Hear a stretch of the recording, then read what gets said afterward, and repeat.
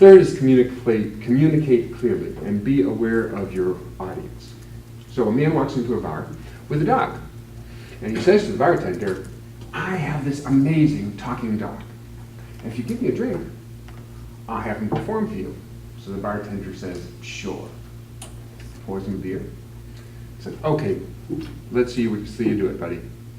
So the man turns to the dog and says, Fido, what's on the top of a house? And the dog says, woof.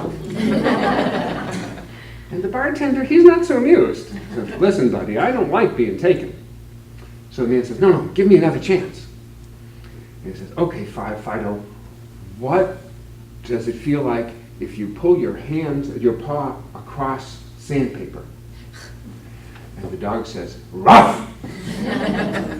The bartender grabs the beer, is pulling it away, says, one more chance or you are out of here. The man says, okay, my puppy, who is the greatest baseball player of all time? And the dog goes, Ruth! Whereupon the beer is withdrawn and the man is thrown out, the dog is thrown out, epithets hurled as he goes out the door. And as they're going out the door, the dog turns to the man and says, should I have said Mickey Mantle?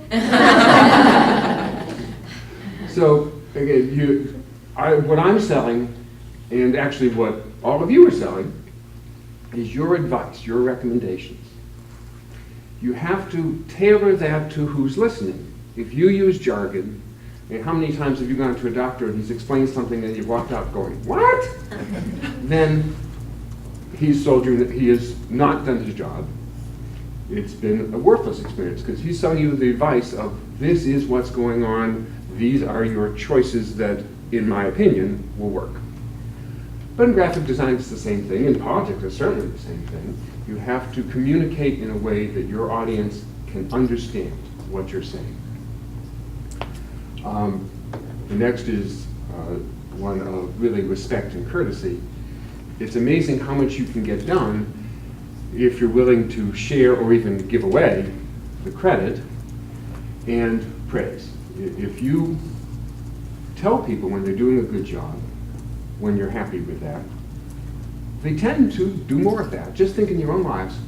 Someone who treats you with courtesy and respect, you'll do anything to keep that courtesy and respect.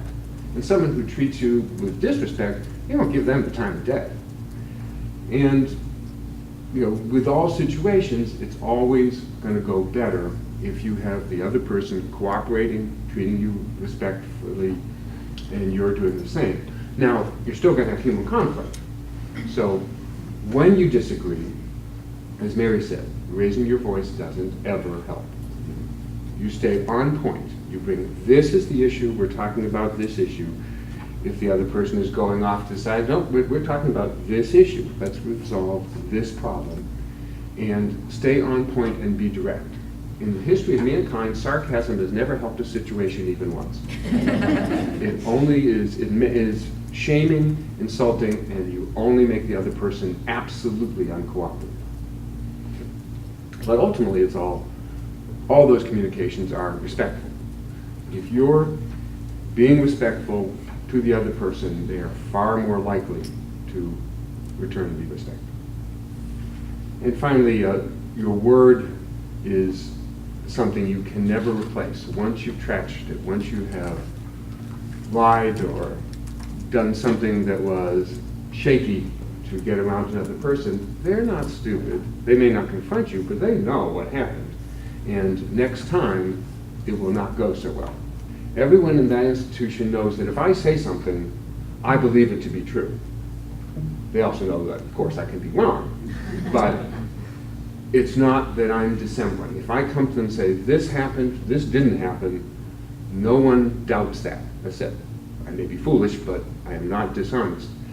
And there are going to be lots of times when you're present and when you're not present that you want the other people to say, Rob wouldn't do that. I don't believe that. Just like Mary had her own experience of, she knew people would say, that can't be true. Mary wouldn't do that. Your good name is something, and once you've trashed it, you never get it back.